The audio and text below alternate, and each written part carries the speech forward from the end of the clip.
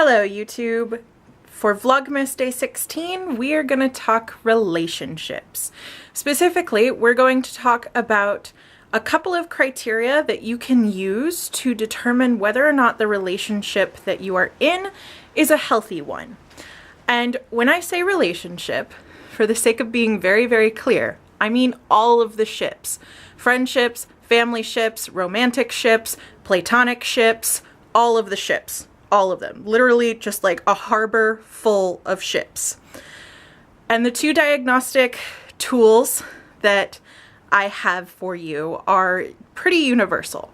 So without further ado, let's get to part one. Part one.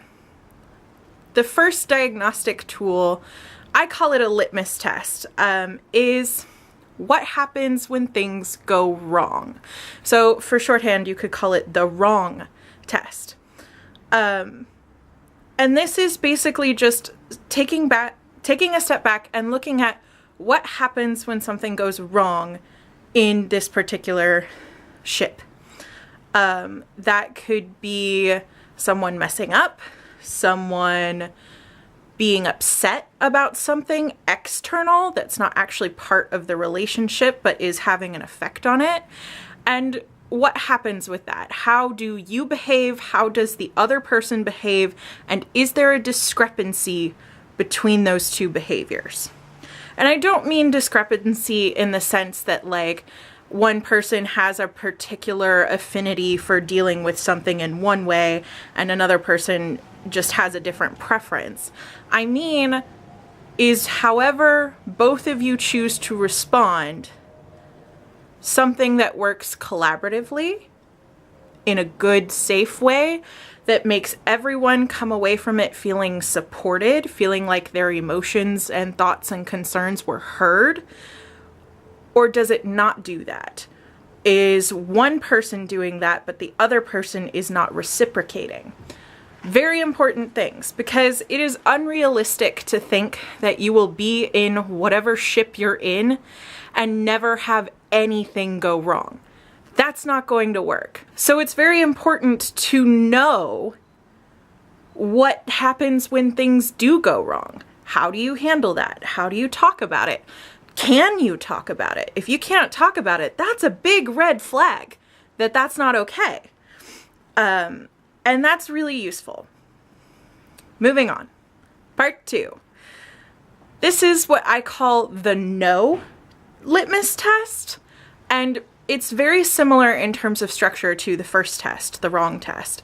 And it is simply what happens when you say no. What happens when the other person says no?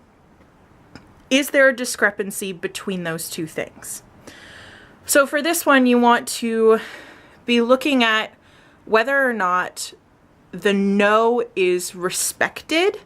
Even if someone asks for further clarification, are they asking because they just want to know why, but they're still accepting of the no? Or are they asking because they're trying to convince you to change your mind? And you also want to look at whether or not when you are presented with a no, if you are respecting that no, or if you are challenging it. And sometimes people will push back a little bit against a no because they're confused or because they don't understand what its presence means. But that's why I think it's really, really important to say no to something innocuous early in the voyage of this ship, because you learn a lot from what happens in the aftermath of that. And again, you want to come out of this feeling respected, feeling like you were heard, feeling like everyone is on the same page and literally in the same boat to do this. In almost all of the relationships that I have had that are unhealthy or were unhealthy, one of these two tests is what fails. Either I bring up problems or they bring up problems and like it falls apart. There's no structure for negotiating properly or working together to solve the problems. Or I will present a no or the other person will present a no, and that no is ignored or disrespected. And both of them come down to respect for a very key reason, both litmus tests. They come down to that because that is the foundation upon which all ships are built.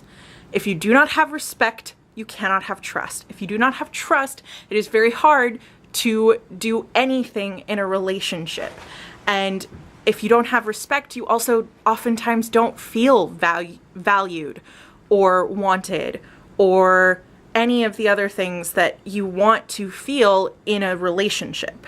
So those are my thoughts on that. I think that sharing these tests and talking about what healthy relationships look like, how we can know whether or not we're in a healthy relationship, and again, literally all of the ships, is really, really crucial to our time here on Earth, because we want to be happy and healthy and safe.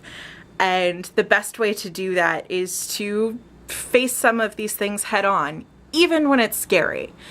So take a look at your relationships if you feel so inclined. Ask yourself these 2 questions about what happens when things go wrong, what happens when I say no, what happens when they say no, and then ask yourself if there's a discrepancy, because it's important. That's about it for me today. I will see you tomorrow. Bye, YouTube.